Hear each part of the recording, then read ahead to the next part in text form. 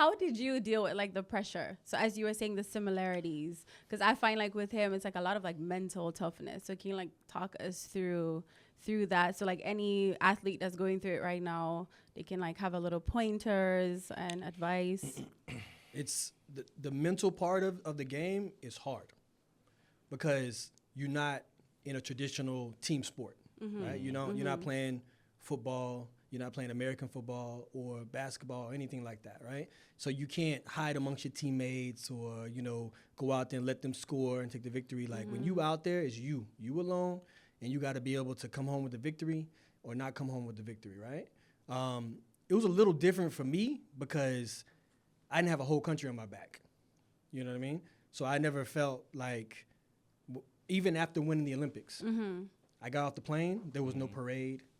There was none of that. I don't have a street named after me. I don't have a statue. You know what I'm saying? So it was like, for me, it was like an individual victory compared to like going out there and doing it. So the pressure wasn't at a level where I will respect someone like Asafa. Like I understood the pressure he was on and he had. But I think for the young athletes now, how they be able to navigate that pressure, and I tell them all the time, I was like, look, don't let the moment be bigger than you. You trained every day for this moment. The moment is waiting on you. Now, if you don't show up, somebody else is going to show up, but the moment you've trained for is waiting on you. So go seize the moment. And I tell them, the time you're going to be most comfortable is at practice. You remember it is when you have the best practice. When you have the best practice, you be like, man, I am unstoppable. That's the mentality I tell them to go out there and take. When you're getting ready, warm up like it's the best practice. Be loose, be relaxed, go out there and just say, you know what, don't worry about the pressure, because the fans will be there, the haters going to be there, the media's going to be there no matter what. You cross that line, you go out there and run your best race. Right. Yeah. Wicked. So, talking about, you mentioned, statue and, all that stuff. What do you think about Jamaica? Because I know that you can get off a flight in the U.S. and maybe out of 100, maybe 2 people recognize you or 3.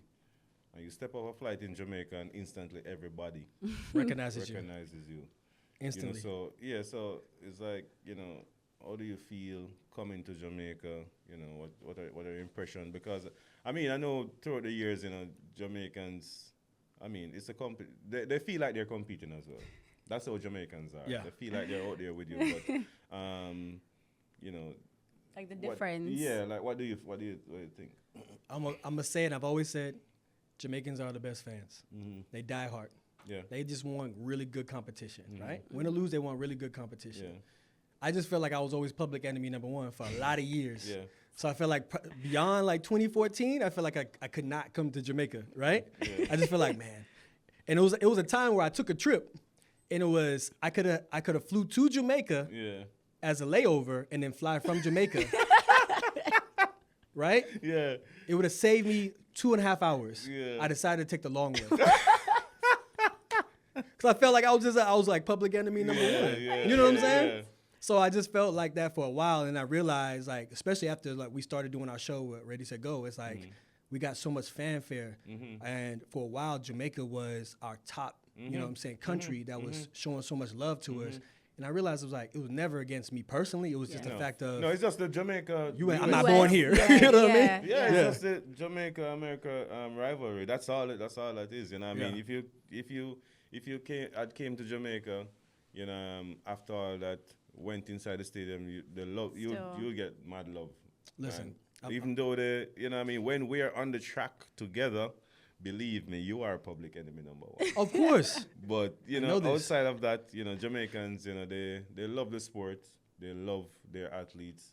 They support the sports a lot. And if you're on top of your game, and a lot of Jamaicans are fans of you. Yeah. It's the pride that comes with it.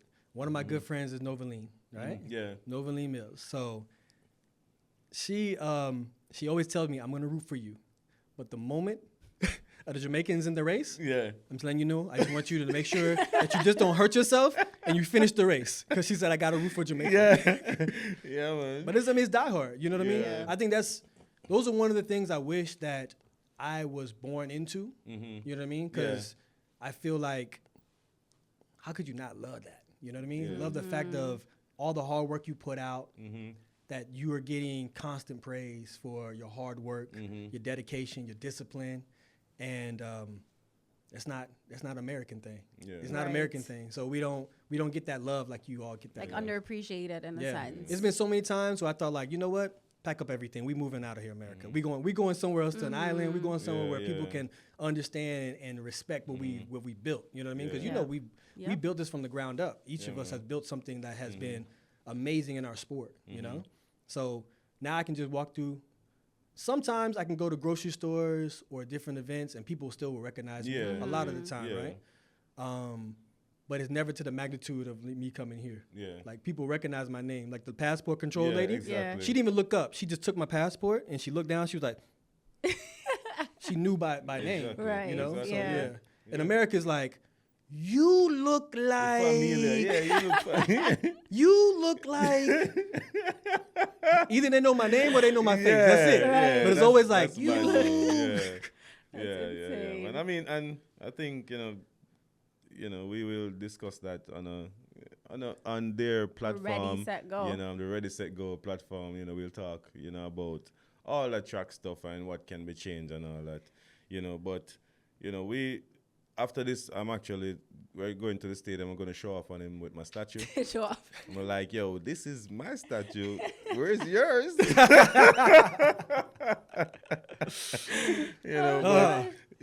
I have a lot of respect for him as well. Like I said, like last night we actually went out and we spoke and it was just a vibe, it was just natural. And over the years, like I'm like, why were we didn't you guys talk to each other? Why didn't you guys just vibe? Justin would walk in the hotel and Justin would see me and Justin would be like, really? I mean, we it's still saying hi, like. It's like two dogs when they see each other, they acknowledge each other. Yeah. And they're like, you stay over there, I'm stay over here. Kind of. That's wild. So even after, that is so crazy. So even after competing, it was still the same energy. No hangout, no partying. I'm going to Justin once indirectly. We went to we were in a club in Zurich and Switzerland, and I saw him and I was like, yo, what you drinking? You know what I mean? And I bought him a bottle of stuff. Some drinks. And last night I'm learning that this man doesn't really drink that stuff. Huh? Well, I drink everything. Yeah? I drink everything. Yeah. All right. Back then. I'm a tequila guy. Okay. You know what I'm saying? So I roll with tequila, but back then I was drinking everything. It was the fact that we just never hung out. Yeah, you know what I'm saying? Exactly. So the moment, it was very indirect. So looking back now with the connection you guys have, do you think if you could have went back in time, you guys would that be something you would do differently? Absolutely. I would have called his room every day. Every time we was at a track, we'd be like, all right, race is done. Where we going? Right. Because my thing is outside of track and field, I don't think I've ever gotten to know any other athletes. We wait on that few months of the year to really know what's up, when he's going to open, when am I going to open, and the minute he opens and he ran maybe a 9.8 or a 9, I'm like, all right. Pressure. That's the only time, I don't know his background, his family, all that stuff. We're just always is he training hard? Is he hurt? Is he ready? I didn't know anything about him. I felt like he was like a robot and they just turned him on. Yeah. And he just went on to the track. Seriously. So you probably didn't even expect him to a lot of people always feel you can talk. Oh, you actually, you have a personality because he just seems so robotic, what you're saying. It was at least 2.5 years before I ever heard what a Safa voice sounded like. Yeah. And we would be in races shoulder to shoulder next to each other. Yeah. And all right. This is so mad. It's so crazy because even like you said, we'll be you'll be in lane 4, I'll be in lane 5 or vice versa, whatever it is. And last night that's the first time I know that Justin was that tall, was almost as tall as I am. What? I thought he was shorter than that.